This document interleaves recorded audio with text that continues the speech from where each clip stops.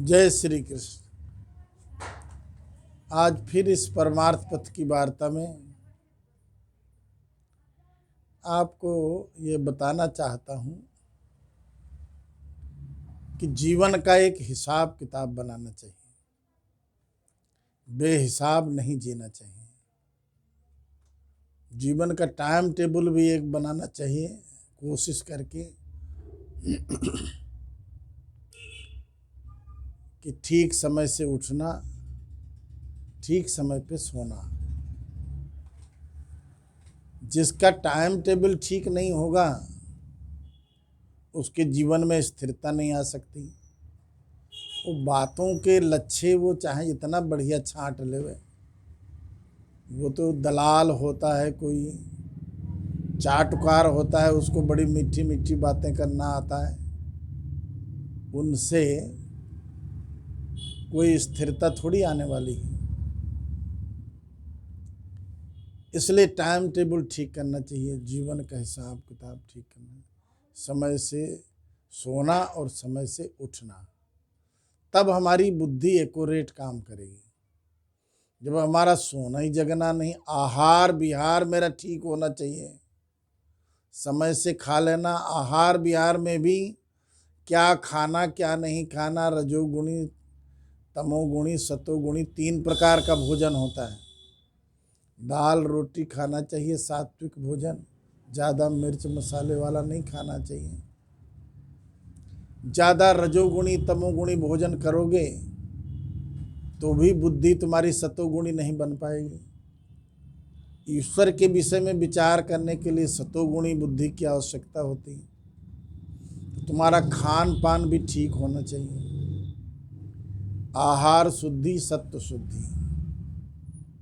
सत्व शुद्धि ध्रुवा स्मृति। गीता में श्री कृष्ण कहते सत्व शुद्धि होती है तो फिर स्मृति। ये जो लोगों को याद नहीं आ रहा, यादगार नहीं आ रही, ये स्मृति की कमी हो गई। कहते मैनू याद नहीं रहता, कोई चीज़ धर देता, याद नहीं रहती, याद नहीं। अक्सर लोगों को कहते हमने सुना है। तो उनमें स्मृति की कमी हो गई, स्मरण शक्ति की कमी हो गई। तो आहार विहार ठीक न होने से, टाइम टेबल ठीक न होने से स्मरण, अब वो कहते हैं क्यों, पता नहीं क्यों हो गई। मेरे सामने वो कहने लगते हैं ऐसा क्यों हो गया महाराज, पहले ऐसा नहीं था। तुम्हारा आहार विहार टाइम टेबल ठीक नहीं रहा, तो इसलिए स्मृति भी ठीक नहीं रही है। तो ये बीमारी, पर इसको तुम ठीक समझते हो। स्मृति न रहना, कोई चीज़ कहीं रख दिया और याद नहीं रहती है, स्मृति न रहना, ये जो है ये भी एक प्रकार का दोष ही है हमारे जीवन में। पर समय का ठीक ठीक टाइम टेबल कर लोगे तो फिर स्मृति लौट भी आती है। कुछ पढ़ा तो याद ही नहीं है, जब याद ही नहीं है तो उस पर क्या समझोगे।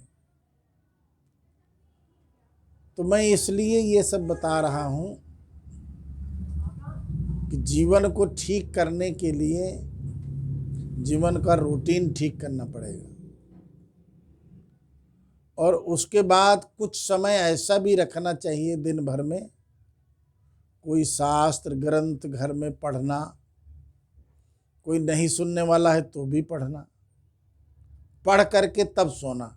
कहते टाइम नहीं लगता, टाइम नहीं लगता, तो सोते समय पढ़ो। सारा काम कर चुके हैं, होन तो टाइम है, सोते समय पढ़ो। उस समय क्या बहाना लगाओगे। तो ये मनुष्य बड़ा बदमाश है भीतर से, ये बड़े बहाने तैयार कर लेता है, थक जाता है नहीं। अच्छा उसी टाइम मान लो कोई रिश्तेदार आ जाए तो ना तुम्हारी जनानी थकेगी ना तुम थकोगे। फिर तो लाइन लगा दो, चाय बना दो, पकौड़े बना दो, दाल बना दो, सब्जी में, फिर रात्रि 12 बजे तक जगते रहोगे।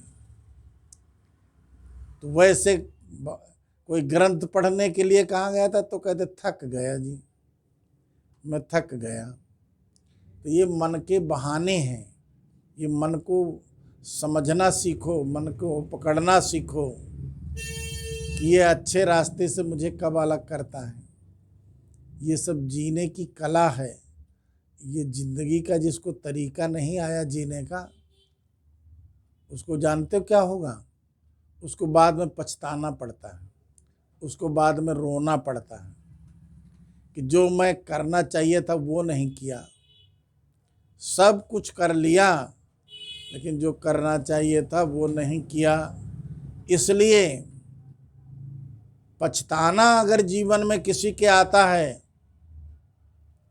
तो महाभारत भी यही कहती है कि उसने करने योग्य कर्म को नहीं किया, इसलिए उसके जीवन में पछताना आता है। चिंता भी उसी को आती है जो करने योग्य कर्म को नहीं किया। ये सब जीने की कला के अंतर्गत ही है।